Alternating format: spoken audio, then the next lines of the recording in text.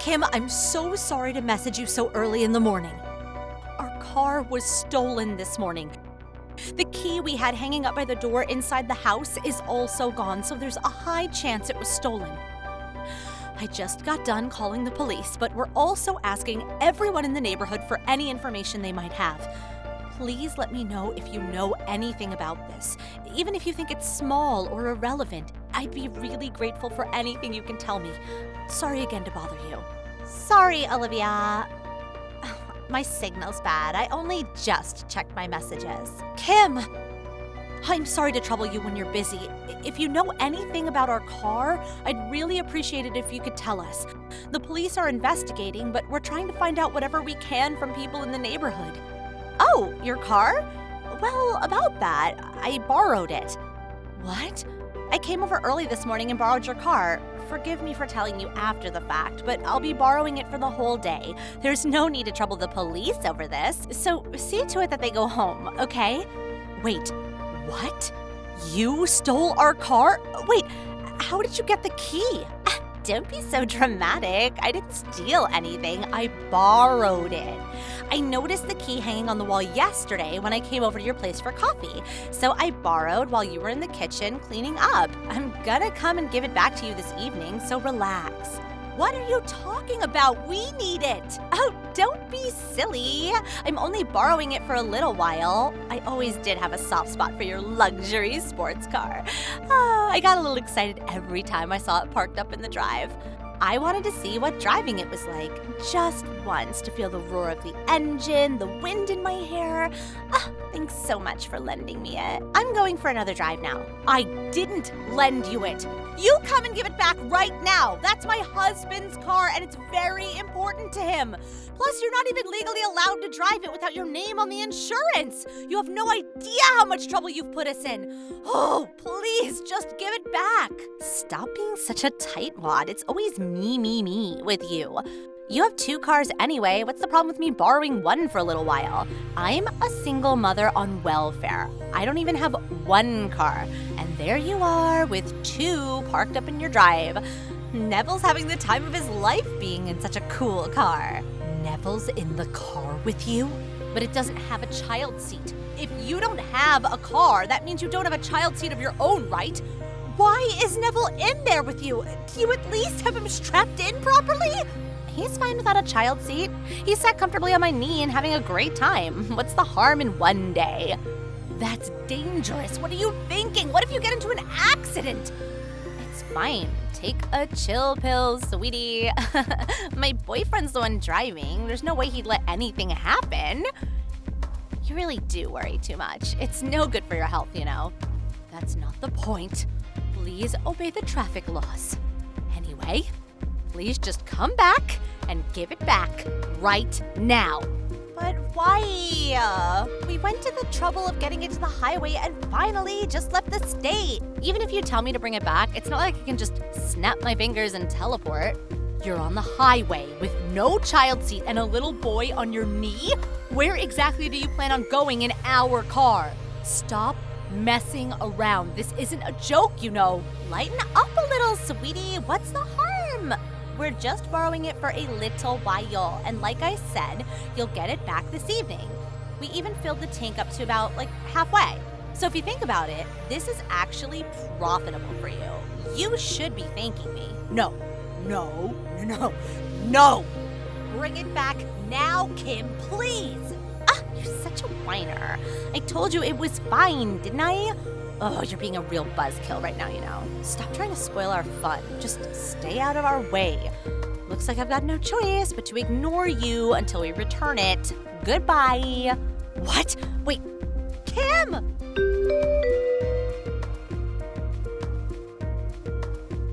Kim, are you okay? I saw you on the evening news. You really went and caused the mother of all accidents in our car. Shut up. This isn't the time for that. Neville? My little Neville? They said on the news he got flung out of the window by the impact of the crash. Miraculously, there's no danger to his life, but my God, that poor thing. Your son is seriously injured because of you. This isn't my fault. If that damn cop car hadn't suddenly turned its sirens on and started chasing us, if my boyfriend hadn't gotten scared of the cops and tried to swerve at the last minute to try to lose them, your boyfriend who was driving is at fault as well. But if you hadn't stolen our car in the first place, this never would have happened, would it? To think you'd suddenly take a left-hand drive car onto the highway for a long-distance drive. It's the most reckless thing I've ever heard of. What's more, you stole it to begin with and didn't even have a child seat, instead putting your little boy on your knee. You're the worst. Why would you say something so horrible? Aren't you going to say anything to try to make me feel better? My child's seriously injured, you know. I feel awful for Neville. He didn't deserve this at all. But to be honest, this is 100% your own fault. As for us, not only did we get our very expensive car stolen, but it got so messed up in the crash, it's now a write-off. All because you decided you were in the mood to commit theft today. Shut up! Shut up! You're the one who's at fault for having your car stolen. You're constantly showing up with that flashy sports car parked up in your drive when you know a single mother on welfare lives next door. You're so arrogant that I had no choice. Oh, it must be nice having to worry about money, huh? You probably look down on me and make fun of me behind my back. That's why I stole it. What the? So that's why you stole it? What a load of nonsense. Just because you're on welfare doesn't mean I look down on you. I've never thought anything of the sort, not even once. I mean, I've always treated you as a friend and neighbor, have I not? I invite you into our home for coffee. We go for walks with our kids. And where did the idea that we're rich come from? We're not as well off as you seem to think. My husband saved up like his life depended on it to be able to afford that car. Not only did you steal it, crash it, and have it written off, but you're not even gonna say sorry? Be quiet. I'm the victim here. It's your fault Neville's injured and in the hospital. If you didn't lend us the car, this never would have happened. You have a moral duty to make this right. Pay me compensation. You can say what you like, but the fact you stole and crashed our car is just that, a fact. And nothing you say can change that. You do plan on recompensing us for that, don't you?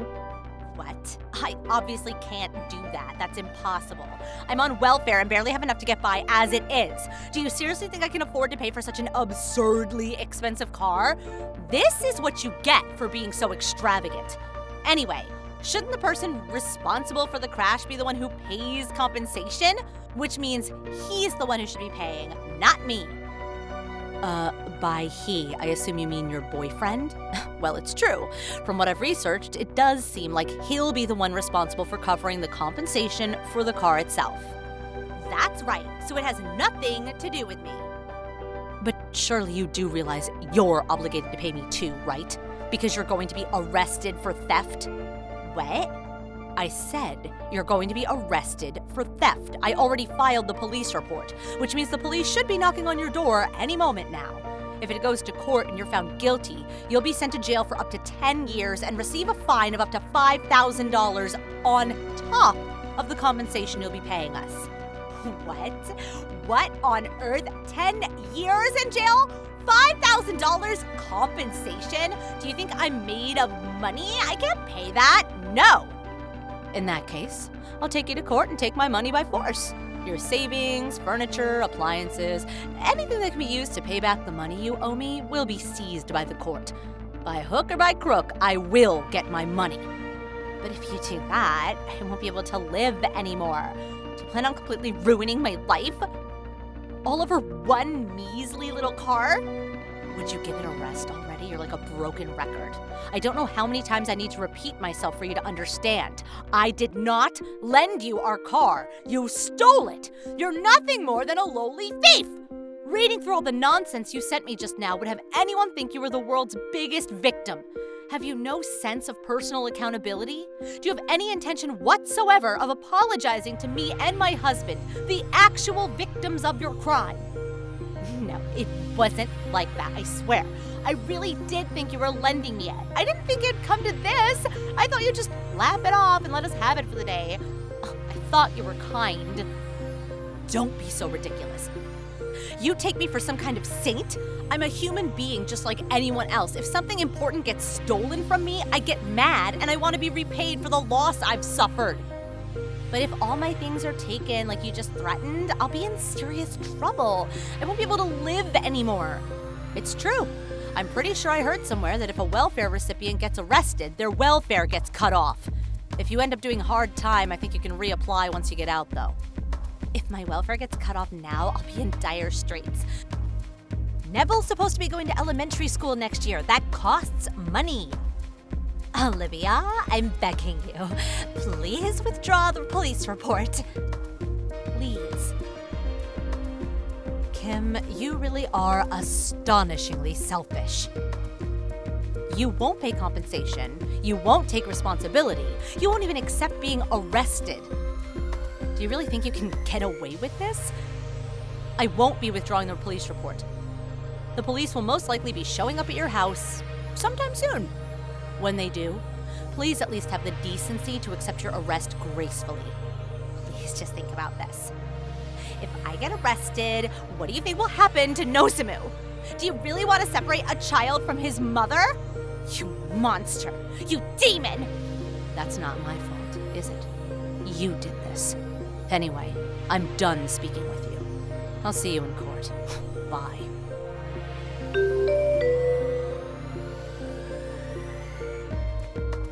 After that, Kim and her boyfriend were marched away in handcuffs by the police. Kim, not knowing when to give up, was adamant she'd done nothing wrong, even during the trial, insisting it was her fault for letting it get stolen. Due to that, she was found guilty almost immediately and had to give up all her savings and sell all of her assets to cover the fine and compensation she owed me. Apparently, she told her boyfriend she borrowed the car from a friend in the neighborhood. He had no idea it was stolen. Which I found out when he turned up at my house, got down on his knees, and apologized profusely. That's why I decided to settle on compensation with him out of court. Neville made a full recovery, and after being discharged from hospital, I heard his dad, Kim's ex-husband, took full custody of him. As for my husband, he was pretty depressed after having his beloved sports car stolen and written off like that. But he was ecstatic when I told him he could buy one with our compensation money. He's flicking through the pages of a car catalog with a big grin on his face as we speak. Thank you for watching. Please subscribe and hit the like button. See you next time.